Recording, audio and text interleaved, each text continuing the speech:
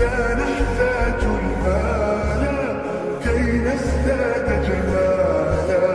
جوهرنا هنا في القلب تلالا، لا نرضي الناس بما لا نرضاه لنا حالا. ذاك جمالنا يسمو يتعالى